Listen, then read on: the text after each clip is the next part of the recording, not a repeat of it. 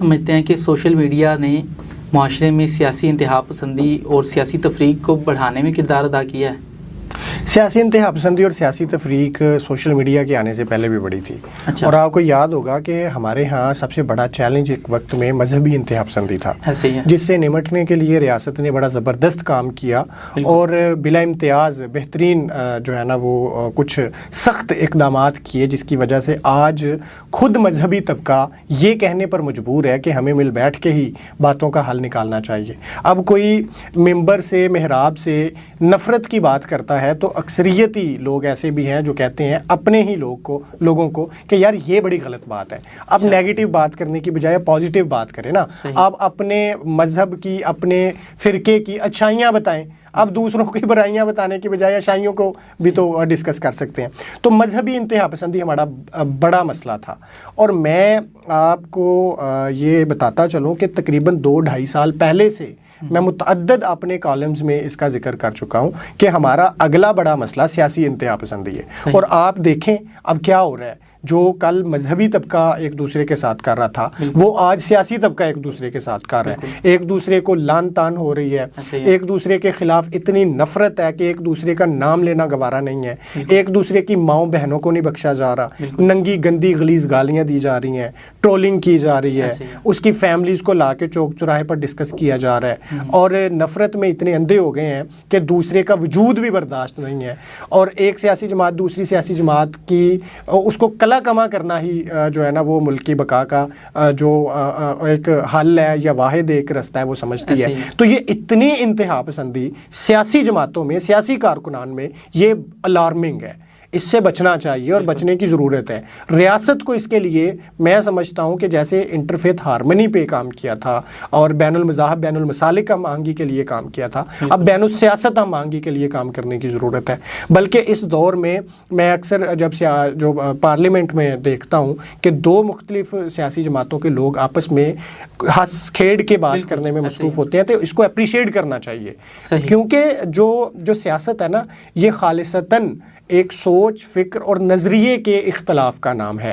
آپ یہ کہیں کہ میں نے والٹن جانا ہے تو میں یہ کینٹ کی طرف سے چلا جاؤں, میں یہ کہوں کہ آپ نے والٹن جانا ہے آپ کلمہ چوک کی طرف سے چلا جائیں, میں اپنے جو ہے نا وہ نظریے اور سوچ پہ کاربند رہ کے اس پہ دلائل دوں, آپ اپنے پہ دیں. اس کے باوجود اس اختلاف کے باوجود احترام قائم رہے, محبت قائم رہے, ہم آہنگی قائم رہے. یہ مذہب میں بھی بہت ضروری ہے, یہ سیاست میں بھی بہت ضروری ہے. تو سیاست میں یہ جو نفرت پسندی ہے اس میں سوشل میڈیا کا کوئی کردار نہیں ہے. سوشل میڈیا اس کو پھیلانے کا ایک ذریعہ اور باعث بن رہا ہے. بنیادی طور پہ ہمارے رویوں کا مسئلہ ہے. ہمارے رویے اتنے انتہا پسند ہو چکے ہیں کہ ہم دوسرے کا وجود تسلیم کرنے کے لیے تیار نہیں ہیں.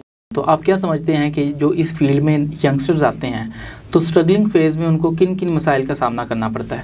سب سے بڑا مسئلہ جو درپیش ہوتا ہے نا وہ انسان خود ہوتا ہے. اچھا, انسان اپنے لیے خود ایک بڑا مسئلہ ہوتا ہے. صحیح. وہ یہ ہوتا ہے کہ قدم قدم پر بہکنے اور بھٹکنے کے جو ہے نا وہ امکانات ہوتے ہیں اور مواقع ہوتے ہیں. اس فیلڈ میں کچھ زیادہ ہوتے ہیں. آپ کو کچھ تھریٹس ہوتے ہیں, کچھ اپرچونٹیز ہوتی ہیں.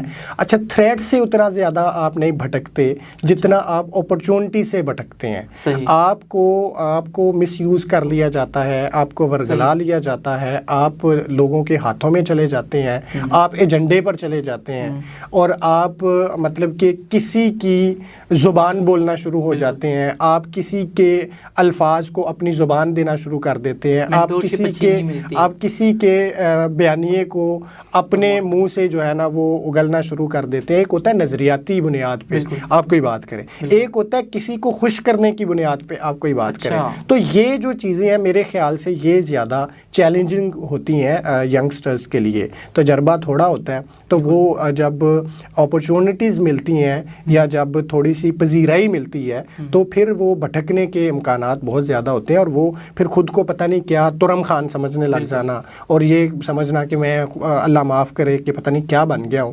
یہ وہ چیزیں ہوتی ہیں کہ جو پھر انسان کو جو ہے نا وہ بھٹکا دیتی ہیں. تو آپ کے خیال میں اس فیلڈ میں آنے سے پہلے کیا ایسی تیاری کرنی چاہیے, یا اس فیلڈ میں آ کر کن چیزوں کو کر لیں تو ان ساری چیزوں سے بچا جا سکتا ہے؟ اخلاقی بنیاد پر انسان کی تربیت بہت اس معاملے میں میں سمجھتا ہوں کہ ضروری ہے. ہمارے بہت بہت بڑے لوگ در حقیقت بڑے بڑے چھوٹے لوگ ہیں, اور مطلب کہ دیکھیں کوئی بھی چیز ہے نا, اس میں ایک پراپر آپ کے پاس آپ کی ایک تربیت ہونی چاہیے.